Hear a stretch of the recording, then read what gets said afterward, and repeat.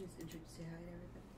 Okay, what's up, everybody? We are live right here playing the $20, $500 guaranteed no limit hold'em on WSOP.com, right here in Las Vegas, Nevada.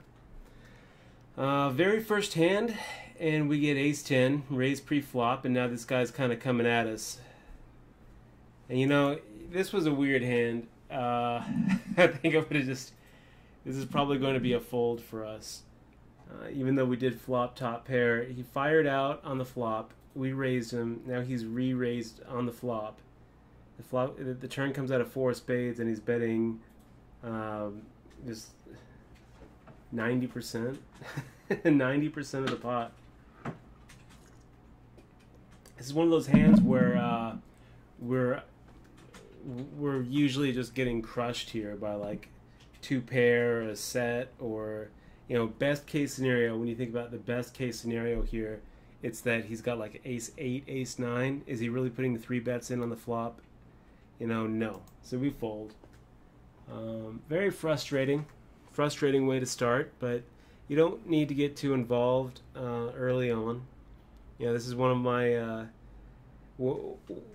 I can't stress that enough. You can't win a tournament in the first rounds. You can't win a tournament before the antes kick in and no limit hold'em, but you could definitely lose a tournament. If this were a rebuy and add-on, we might decide to get a little crazy with our ace 10, but I'm fine with the fold.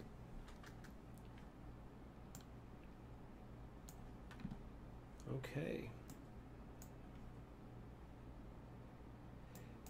So. Let's see, we got Examois as our mod, and she might speak up too. I think you'll be able to hear her on the mic. Do you want me to wave? Yeah. Why don't you give it a little wave? I'm your mod, so be good. Sounds good. Okay, let's see.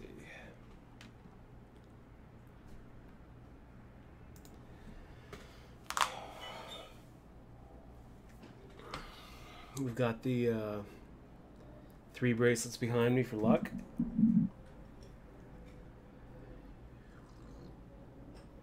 The Doyle Brunson first edition, first print, and my own poker tilt.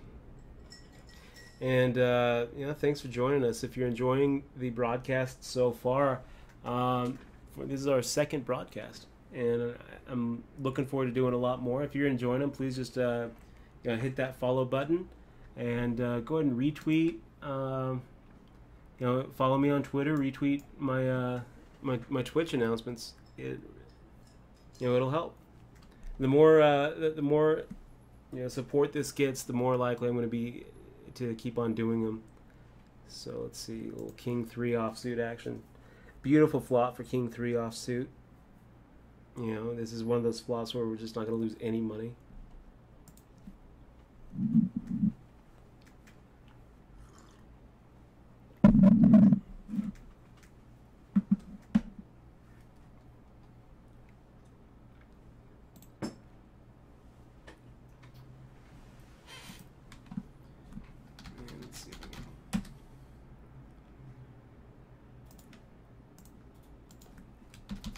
Live on Twitch. Join me for the $20 no limit hold'em on WSOP.com.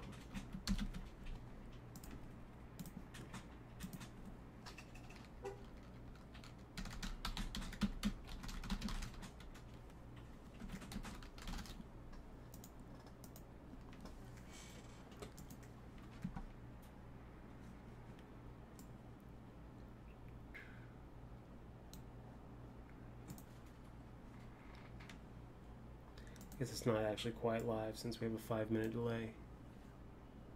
It's okay. I should start in a minute here. Do you think I need my headphones? I think you're gonna be fine. Okay. Well. So when we start, you know, when the antes haven't kicked in, the blinds are small in comparison to the to the average stack. what you want to be doing is you want to be raising about 3 times the big blind. You could even get away with raising 4 times the big blind, but the goal here isn't so much to steal the blinds and antes. The goal is to really the goal is to get it heads up, get the pre-flop aggression, and take it down with a continuation bet on any flop. But when you get into a situation like this, What's 2 up, callers, everybody? We are live right with here the playing ace deuce the offsuit, we're $20 not really $500 we're not really guaranteed beating no anything. hold 'em on WSOP.com. Right here in Las Vegas, Nevada. I guess it's possible we could be looking at Very first hand, king queen and we king get queen. ace 10, That raise could pre-flop, happen. and now this guy's kind of coming at us. And you know, this was a weird hand. I think I would have just. This is probably going to be a Are we fold streaming? for I us. think he twitched the Even though we did WSOP flop top side pair, here, he fired out on the flop. Oh, is that we right? raised him. Now he's re-raised on the flop. Okay. Flop, the turn comes out of 4 spades, and he's betting just 90%. 90% of the pot. I think I tweeted it right. It's one of those hands where we're usually just getting crushed here by Oh, I like guess there's 2. 2 pair, a set, I see. or We did 2. Now you know, we did best case scenario. When you think Okay. about the best case scenario here, it's that he's got like ace 8. Okay, ace so 9, he's and really big firing out the bets on pot flop. on a jack 10 You know, 5. yeah. Now, if I'm in his spot, I don't really understand Very why you'd want to go frustrating. ahead and fire out. Frustrating way to You start. know, your head's up. You The don't guy's need got to the get too pre-flop involved, aggression. early You're on. usually better off just Yeah, this check is one of my, raising there. well, But if he wants to fire I out can't stress and I that have enough. nothing, You I'll go ahead and can't win a tournament in the first ahead round. and let You it can't go. win a tournament before the Andes kick in. you just feel like the you definitely lose the tournament. you feel like If you're this just were a getting rebuy picked and on add-on, and we picked might, on. Just little we bites, might little bites. decide to get a little It's crazy okay. on their ace 10, but So I'm early fine. in the tournament. Sitting here with 120 big blinds in my stack, and ace 10 of diamonds. That's one of those hands that we just love because it's one of those hands that sometimes you're able to just stack the guy. You're able to get the guy to hit such a strong second best hand She might with she might speak up like too. a I king think high maybe flush here versus on your my- nut flush. That is just gorgeous. yeah. We'll wait. If it's a little later on in the tournament, we're definitely raising there. I'm your mod to be good. But we don't need to get too crazy. This really is just a stage where we sit back, we relax. Maybe check our Twitch chat. How come you're playing micro stakes? Okay, Crockpot. Crockpot 1027. How come you're playing micro stakes? The answer to that is because I am in Las Vegas, Nevada. So right now, this is the biggest online poker tournament that you can find. Legally. First print. We could go on Bovada and probably find something better. We could move to Costa Rica or Canada and be playing on Stars and Full Tilt like the rest of the This is our second like the rest of the world. and, But from where we're looking forward at, to doing a this is lot as more. big as If it you're gets. enjoying them, please just hit that follow button and go ahead and retweet. Follow me on Twitter. Retweet my my Twitch announcements. So Matty Matt 316 says, "I'm glad you're streaming More, again. Last night more Somerville cashed a big one and had 20,000 viewers. You've got some work to do. I'm with you though, Matty.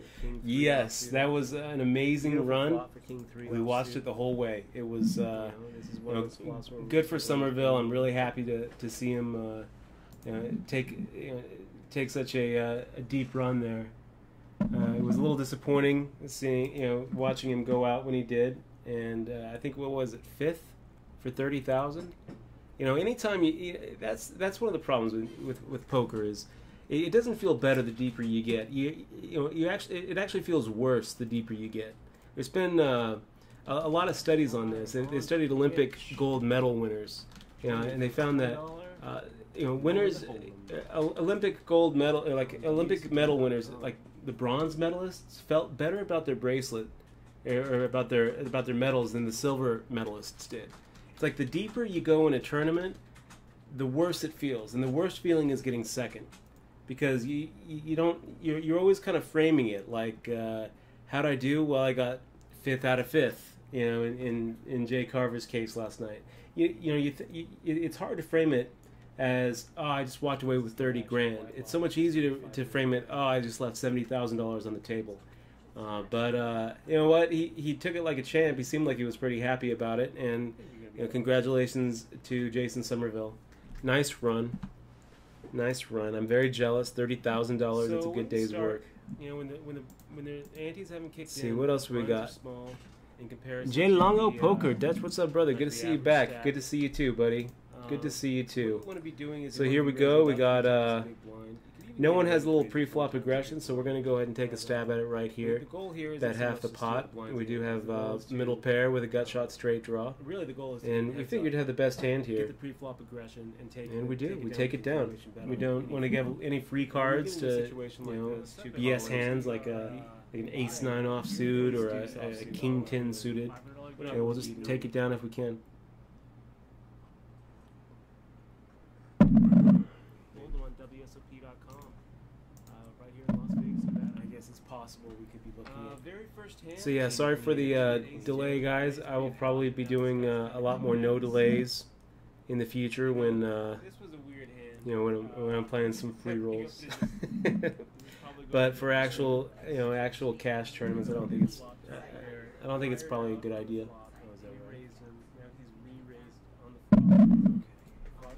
Let's see what do we do here. 2-3 offsuit. Now, if it does,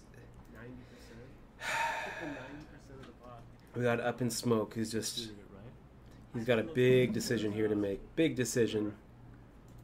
We're usually just getting 90-something big blinds. Two pair, a set, or best case scenario. When you think about Is he going to raise? Is he going to call? Okay, so he's. Is he going to come firing at back the pot. from the You have bathroom? to Jack mute your 10 stream. 5.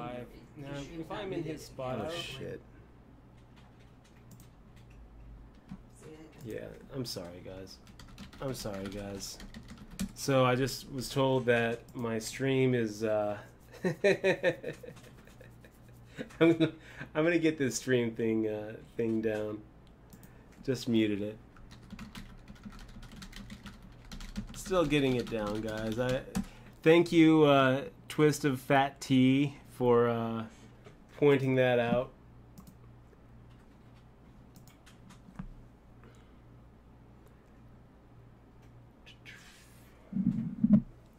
And yeah, that would have been a pretty good flop for deuce 3.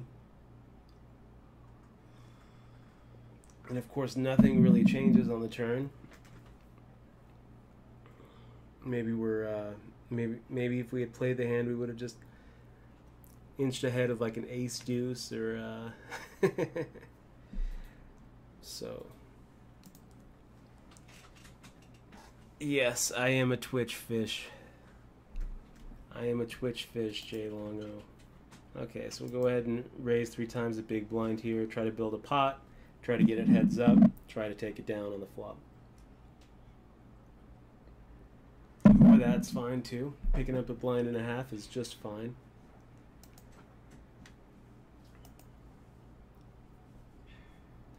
I can't really think of a situation where we'd want to get too crazy with his hand, so we'll just go ahead and fold.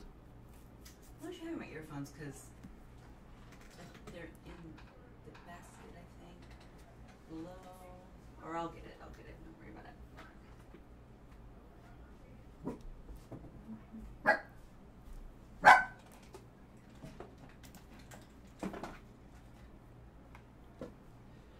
8-7 offsuit. Up in smoke was in the bathroom. He has not come out. So let's go ahead and take a shot at that free big blind. We're okay if Skizix just calls. We don't really want him to raise here. Okay, blind and a half without seeing a flop. We'll take it.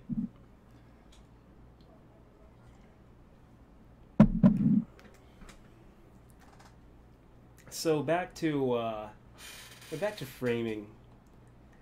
One of the things that I've found helps me in tournaments when I go deep and bust, to be able to walk away feeling happy about a 12th place finish or a 7th place finish, is to try to frame it as if you had just sat down on on the first hand of the tournament, and someone comes up to you and just asks you, "Hey, what would you think about coming in 7th here? What would you think about just coming in 5th right now in the tournament?" Any poker player, if they're just sitting there on hand 1, day 1 of a big tournament, is going to be thrilled at that. They're going to be yes. If someone comes up to you and says, "What do you think about just having that min cash, doubling your money?" Yeah, I'll take it. You know, because 85% of the time when you get into a tournament, you know, that's a 15% in the money percentage, which is about what you're going to see. You know, top pros, maybe you're going to see 18 to 20% in the money. You know, top squeezers, you know, you're going to maybe see 25% in the money. But you know, if someone were to offer you that min cash at the very beginning, you'd be happy. You know, you'd be like, yeah, I'll take it. Double my money. Hell yeah, let's do it. It's only when you start framing it as, okay, now you're at 120 left, and now you go out 120th out of 120. Yeah, that's really when it starts kind of sucking.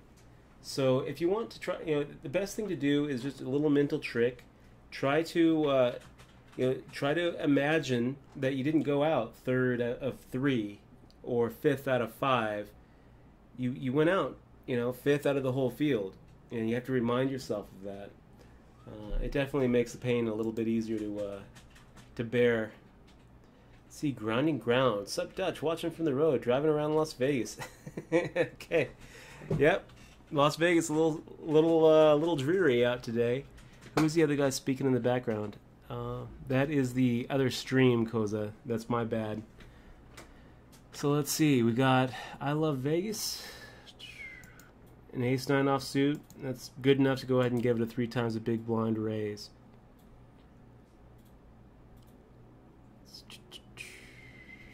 We have I Love Vegas. Willie here. I'm going to guess that is Willie Clemente, local Vegas poker pro.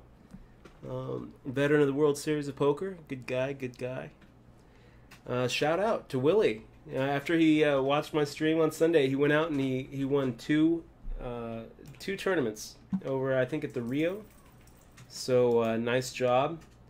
Hoping I get to take a little bit of credit for that. We did it, buddy. We did it. So here we go ahead and c-bet the same amount. We get a very quick call. And what does a quick call mean? It means that, well, probably means that he's not giving up. You know, I can't really put him on a lot of draws where the queen doesn't help him. We might actually be ahead here if he has something like a 9-10 or a Jack-9 or a Jack-10. I think that we're just going to lose more money if we continue if we continue with that, with betting on the turn and the river. You know, it's a good idea here to think about what the biggest mistake your opponents are going to be making is, and that's they're going to be calling too much. You know, so how do you take advantage of that? Well, as soon as you start getting resistance on your continuation bets, you can go ahead and lay up. You know,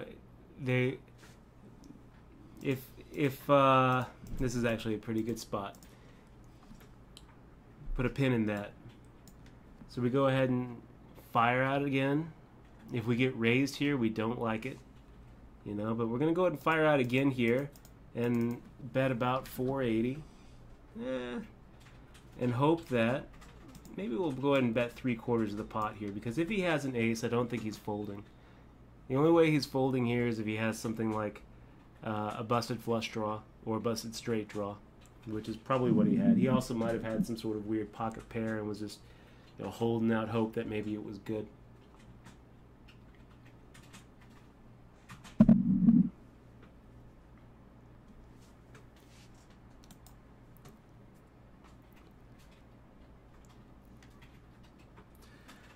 Okay, so we got Mac lovers limping under the gun. I gotta tell you guys, it is never okay to limp.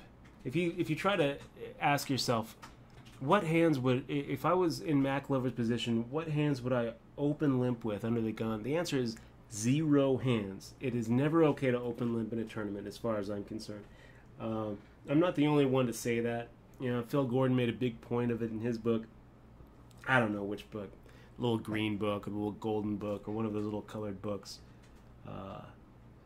But I agree with it. I think that, you know, if you're in a spot where you're up in smoke, or you're Umius here, you should just never open limp. It's just never okay. You're giving up way too much equity in those spots where you're able to just take down the blinds. But more than that, you're giving away the pre-flop aggression. You know, and we've talked about this in the past stream. Let's talk about it more here because it's so important. It's so important to take the pre-flop aggression and follow through with the c-bet. That's how tournaments are won. You know, so and don't give up that opportunity to be the pre-flop aggressor.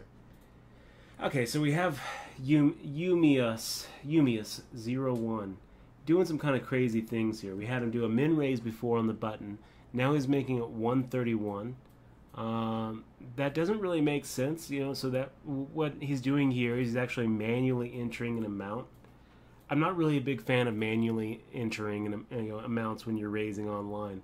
I think it's too easy to be giving off betting pattern tells when you aren't consistent with your pre-flop amounts. Now, this is one thing that I've noticed actually about Somerville's stream is he does this a lot. He does, you know, instead of raising a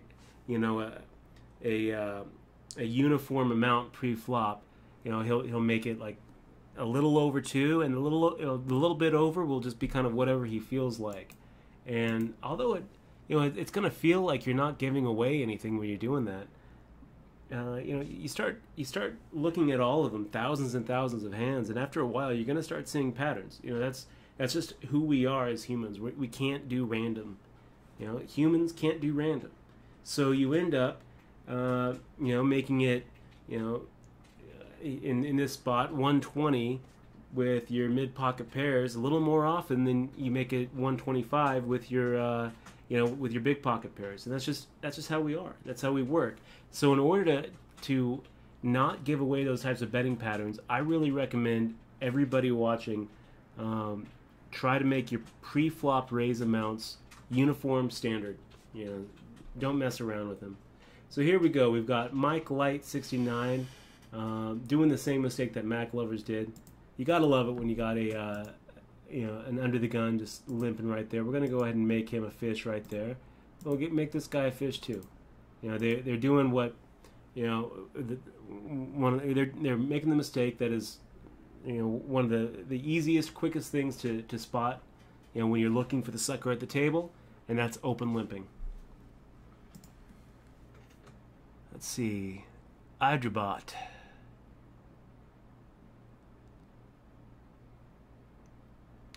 So, hi Dutch, I was one of the fundraisers and loved your book. Thank you. Just missed the theory part, which promised to be a third of a whole. Yep. So, Hydrabot, I am working on another book. I'm trying to write it before the series. I don't know if that'll actually happen, but the idea behind Poker Tilt was it was going to be about a third bio and 2/3 strategy. It ended up just being all bio and, you know, maybe 2 pages strategy. Just for you, Hydrabot brought, we're going to go ahead and move to the bottom. How's that? Does that look a little bit better? And yeah, I'm gonna try to be writing that second, you know, that theory part in another book. Poker Tells is what I'm going to be calling it.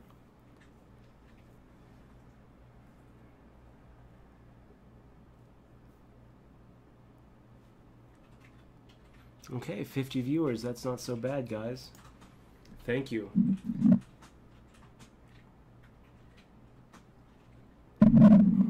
King Queen suited. We love it. Not as much as Jay Carver, but we do love it.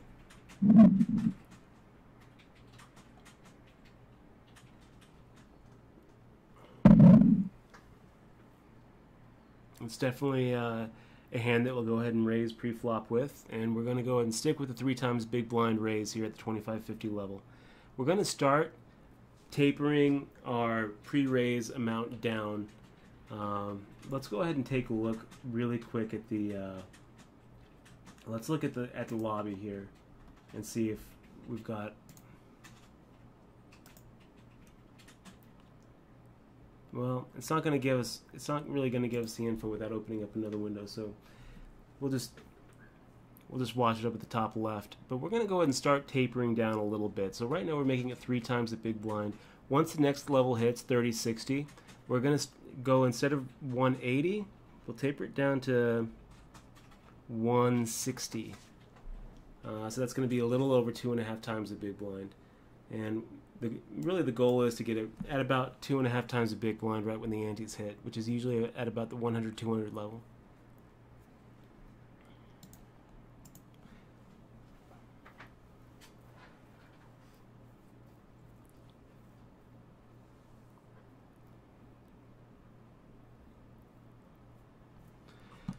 And guys, again, thanks for joining us here on this Wednesday night as we try to take down this $20 no-limit tournament. We're probably going to be in another hour and a half loading up the $30 rebuy and trying to make a run at it right here in Vegas.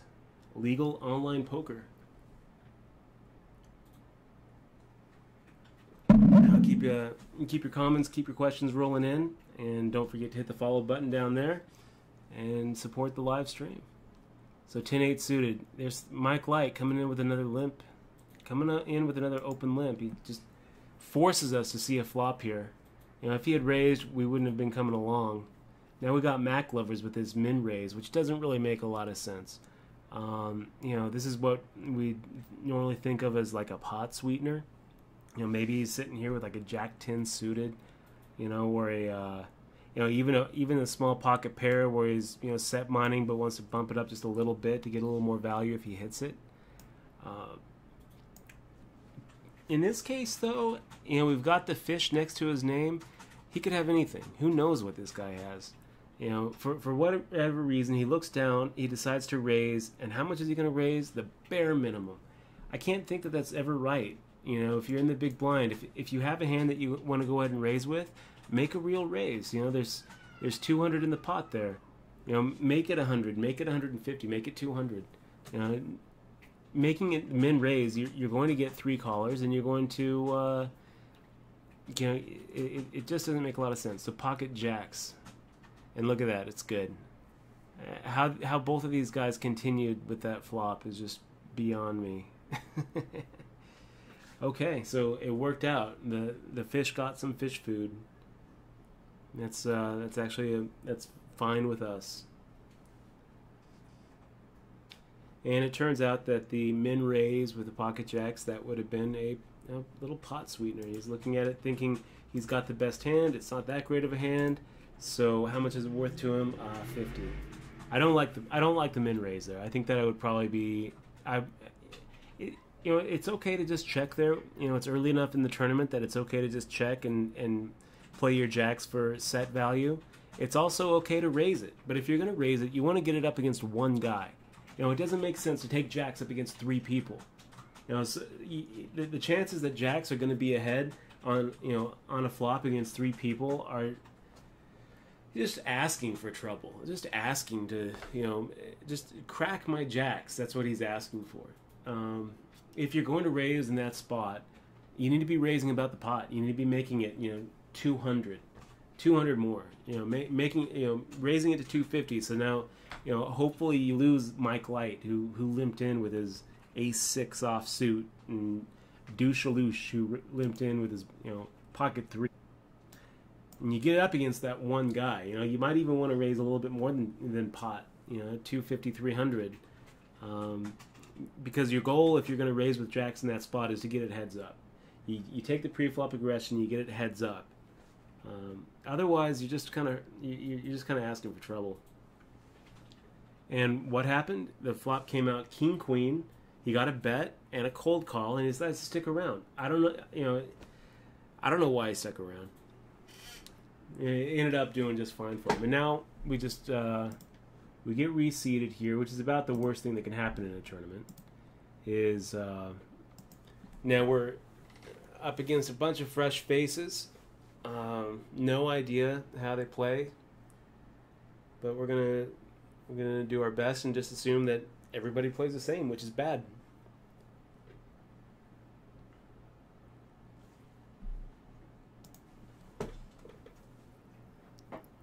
Hey, Dutch.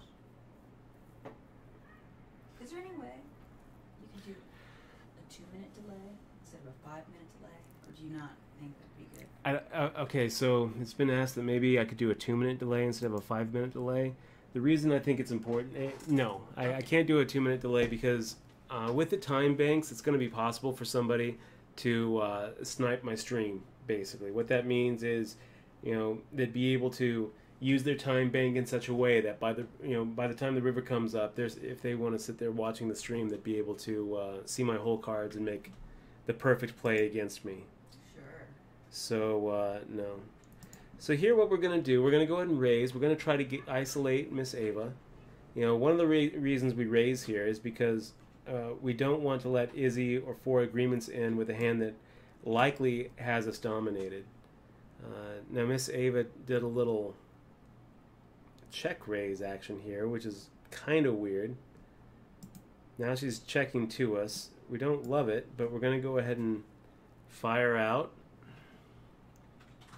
She checks rather quickly, and that really kind of hurts us because now she has no problem with calling with, with any sort of ace. I think this is just one of those spots where as soon as she calls our flop bet, we just give up.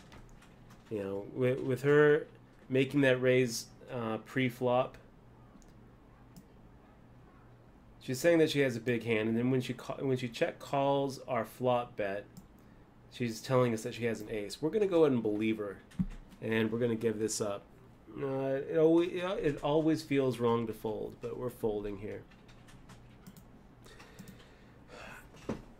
Okay, so Koza 2013. I understand what you mean about limping under the gun, but could you explain in more detail, please? I think it would help my play knowing why that's a bad play, rather than just knowing it's a bad play. Okay, so Koza, here's the thing. You got to think about tournaments as far as stages in the tournament, right? And whatever stage you're in, limping under the gun is bad. You got the pre-ante stage, and then you got the post-ante stage. In the pre-ante stage, you can almost make an argument for it, and with certain hands. If you have like an ace-3 suited, and you're 300 big blinds deep, you would kind of like to get into a situation where somebody makes, a second best flush against you. If you've got like pocket 8s or pocket 7s, you would kind of like to get into a situation where you flop a set and someone flops, a very strong second best hand. And in those situations where, you're super, super deep, you could almost make an argument that limping under the gun, open limping under the gun, or in another situation where you're the first into a pot is acceptable. It's okay. Even then, I'm going to say no. You're much better off building the pot up and establishing a strong pre-flop aggressive stance, being the pre-flop aggressor. Later on in a tournament, once the antes hit, it's unforgivable. It's so much worse open limping late in a tournament than early, because after the antes hit, there's quite a bit of incentive just to take the pot without a showdown.